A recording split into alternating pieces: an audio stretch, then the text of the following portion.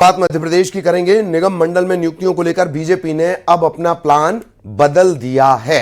अब एक साथ निगम मंडल में नियुक्तियां होंगी। सीएम के दावोस से लौटने पर अंतिम लिस्ट बनेगी और इसके बाद बड़े नेताओं की बैठक में यह लिस्ट फाइनल की जाएगी। नियुक्तियों में देरी पर कांग्रेस ने निशाना साधा है। पूर्व मंत्री पीसी शर्मा ने कहा, दबाव की वजह से नियुक्तियों में देरी हो रही है, तो वहीं कांग्रेस के आरोपों पर बीजेपी ने भी जवाब दिया।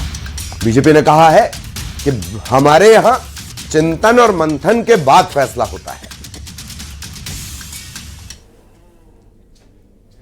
स्थितियां अलग हैं। यहाँ कांग्रेस से जो लोग गए हैं, बात होती है, जो बहुत से लोग हैं उनके दबाव की वजह वो भी पद चाह रहे हैं, उनको ये देना नहीं चाह रहे हैं, तो ये कंट्रोवर्सी चल रही है, संघर्ष चल रहा है। ये कुछ नहीं होगा, ये केवल भटकाते रहेंगे, फिर कहेंगे 26 जनवरी के बाद देखेंगे, फिर कहेंगे अभी शादी ब्याह का मौसम आ गया उसके बाद देखेंगे, पहले संक्रांति के लड्डू खिला दे। कुछ नहीं होना है। छोटा कार्यकर्ता पिट रहा है। सारे काम एक प्रक्रिया के तहत होते हैं। यहाँ सारा मंथन होकर के सामूहिक रूप से विचार होता है कि हमको क्या बेहतर करना है और आगे की योजना के साथ होता है। इसलिए पार्टी का यहाँ व्याप लगातार मध्य प्रदेश में बढ़ रहा है।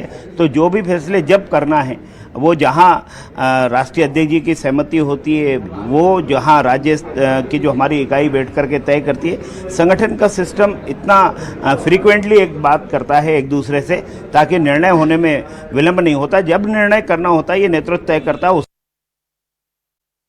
अगली खबर का रुख करेंगे। ऑपरेशन सिंदूर के दौरान कर्नल सूफिया कुरैशी पर विवादित टिप्पणी करने वाले मंत्री विजय शाह को लेकर सुप्रीम कोर्ट ने सख्ती दिखाई है।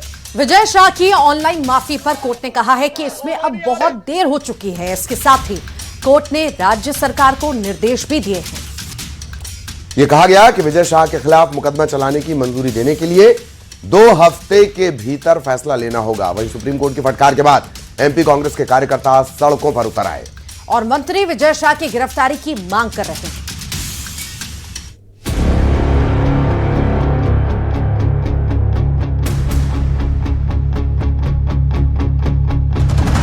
मध्य प्रदेश सरकार में मंत्री विजय शाह की गिरफ्तारी की मांग को लेकर एक बार फिर कांग्रेस के कार्यकर्ता सड़क पर उतर आए हैं और विरोध प्रदर्शन कर रहे हैं। कर्नल सूफिया पर दिए गए विवादित बयान को लेकर कांग्रेसी विजय शाह की गिरफ्तारी की मांग कर रहे हैं। भोपाल की सड़कों पर जमकर नारेबाजी करते हुए कांग्रेस के तमाम कार्यकर्ताओं ने विजय शाह के खिलाफ प्रदर्शन किया।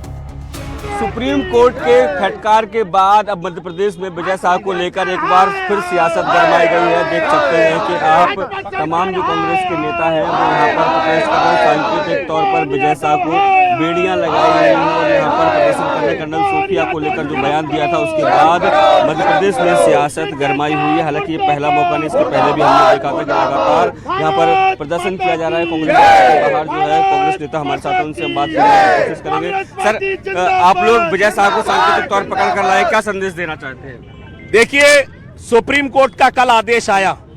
जिस तरीके से भारतीय जनता पार्टी के नेता और मंत्री मध्य प्रदेश के विजय शाह, हमारी सेना की बेटी जिस पर हर भारतीय नागरिक को गर्व है, सूफिया कुरैशी, उनके खिलाफ अनर्गल टिप्पणी कर रहा था और कई लोगों ने कहा, आम जनता ने कहा इसके खिलाफ एफआईआर होनी चाहिए और ये जेल में होना चाहिए। बता दें कि हाल ही में सुप्रीम कोर्ट ने मंत्री विजय शाह पर जांच शुरू नहीं होने को लेकर फटकार लगाई थी, जिसके बाद कांग्रेस का ये प्रदर्शन देखने को मिल रहा है। इधर बीजेपी मामले के सुप्रीम कोर्ट में होने की बात कह रही है और कोर्ट के निर्देश के अनुसार आगे की कार्रवाई की बात कह रही है। सुप्रीम कोर्ट ने कहा है कि इस पर जो है अभियोजन की सरकार को आगे अभियोजन के रास्ते पे बढ़ना चाहिए, क्योंकि माफ़ी मांगने में बहुत देर हो चुकी है। तो जब अभियोजन के लिए अगर ऐसा कहा है सुप्रीम कोर्ट ने, तो उनको पदमुक्त किया जाना चाहिए, उनका इस्तीफा लिया जाना चाहिए और उसके बाद जो है उस पर तैयारी होनी चाहिए अभियोजन की। देखिए, विजय शाह जी का प्रकरण जो है वह पहले दिन ही माननीय न्यायालय के द्वारा सो मोटो संज्ञान में लेने के कारण अब जो भी उस मामले में निर्णय होंगे, जो भी उसमें निर्देश मिलेंगे, वो माननीय न्यायालय से मिलेंगे। मैटर सब जुडिस है, इसलिए पार्टी और सरकार स्तर पे उसमें वही किया जाएगा जो न्यायालय निर्देशित करेगा। बता दें, ऑपरेशन सिंदूर के दौरान मंत्री विजय शाह ने कर्नल सोफिया को लेकर विवादित बयान दिया था, जिसके बाद उनके खिलाफ भारी आक्रोश देखने को मिला था और जांच की बात भी कही गई थी। लेकिन अभी तक कोई ठोस कार्रवाई नहीं होने को लेकर पहले सुप्रीम कोर्ट ने विजय शाह को फटकार लगाई और अब कांग्रेस का ये प्रदर्शन देखने को मिल रहा है। भोपाल से न्यूज़ 18 के लिए शैलेंद्र भदौरिया की रिपोर्ट। और अब खबरें विस्तार से। बीजेपी में नितिन नबीन ने पार्टी की औपचारिक रूप से दुनिया की सबसे बड़ी राजनीतिक पार्टी की जो जिम्मेदारी है, 12वें राष्ट्रीय अध्यक्ष की जिम्मेदारी, वो संभाल ली है। 45 साल के नितिन नबीन बीजेपी के इतिहास में इस पद पर बैठने वाले अब तक के सबसे युवा नेता बन गए हैं। इसके बाद नितिन नवीन जी आगे बढ़ो। नितिन नबीन को बीजेपी का निर्विरोध राष्ट्रीय अध्यक्ष चुन लिया गया है। दिल्ली में बीजेपी हेडक्वार्टर में उनके अध्यक्ष बनने का औपचारिक ऐलान किया गया। इस मौके पर पीएम मोदी, केंद्रीय गृह मंत्री अमित शाह, रक्षा मंत्री राजनाथ सिंह, निवर्तमान अध्यक्ष जेपी नड्डा, सीएम योगी समेत पार्टी के कई वरिष्ठ नेता मौजूद रहे। नितिन नबीन के अलावा किसी ने भी अध्यक्ष पद के लिए पर्चा नहीं भरा था। बीजेपी अध्यक्ष पद ग्रहण के बाद नितिन नबीन ने पीएम मोदी समेत सभी नेताओं का आभार जताया। आपने मुझ जैसे सामान्य कार्यकर्ता को पार्टी का इस सर्वोच्च पद तक पहुंचाने का अवसर दिया है। मैं इसके लिए आप सभी को प्रणाम करता हूं। आज का क्षण मेरे लिए संकल्प का क्षण है। आज सिर्फ एक पद को धारण नहीं कर रहा हूं, मैं पार्टी के इस विचार को, परंपराओं को, एक राष्ट्रवादी आंदोलन की जिम्मेदारी को स्वीकार कर रहा हूं। और मैं इस अवसर पर साथ अपने सभी वरिष्ठ कार्यकर्ताओं को भी प्रणाम करता हूं। इस मौके पर पीएम मोदी ने नितिन नबीन की काफी तारीफ की। उन्होंने कहा कि नितिन नबीन मेरे भी बॉस हैं। नितिन नबीन अब हम सबके अध्यक्ष हैं। 25 साल से लगातार हेड ऑफ द गवर्नमेंट रहे हैं, ये सब अपनी जगह पे हैं, लेकिन इन सबसे भी बड़ी चीज मेरे जीवन में है, मैं भारतीय जनता पार्टी का कार्यकर्ता हूं। ये सबसे बड़ा गर्व है। और जब बात पार्टी के विषयों को आती है, तब माननीय नितिन नबीन जी, मैं एक कार्यकर्ता हूं, वे मेरे बॉस हैं। पीएम मोदी ने कहा कि आने वाले 25 साल काफी अहम हैं, क्योंकि 2047 तक विकसित भारत बनाने का लक्ष्य है। आने वाले 25 वर्ष बहुत महत्वपूर्ण है। ये वो कालखंड है जब विकसित भारत का निर्माण होना है और होना तय है।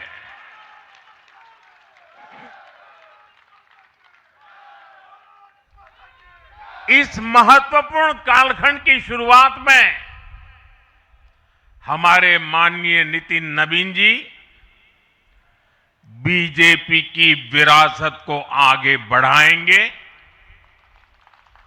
मैं आजकल के युवाओं की भाषा में कहूं तो नितिन जी खुद भी एक प्रकार से मिलेनियल है।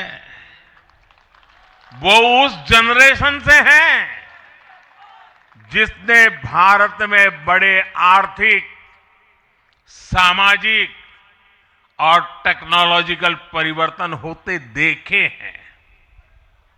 वो उस जनरेशन से हैं जिसने बचपन में रेडियो से सूचनाएं पाई और आज एआई के भी एक्टिव यूजर है। बीजेपी में एक ऐतिहासिक बदलाव के साथ नितिन नबीन ने पार्टी की कमान संभाली है। 45 साल के नितिन नबीन को पार्टी का 12वां राष्ट्रीय अध्यक्ष चुना गया, जो बीजेपी के इतिहास में सबसे युवा राष्ट्रीय अध्यक्ष बनने का गौरव प्राप्त कर चुके हैं। उनका नामांकन 19 जनवरी को दाखिल किया गया और निर्विरोध निर्वाचन के बाद 20 जनवरी को औपचारिक रूप से उन्होंने पदभार ग्रहण किया। प्रधानमंत्री नरेंद्र मोदी, गृह मंत्री अमित शाह, रक्षा मंत्री राजनाथ सिंह समेत पार्टी के शीर्ष नेताओं ने उनके नामांकन का समर्थन किया था। Bureau report, news 18।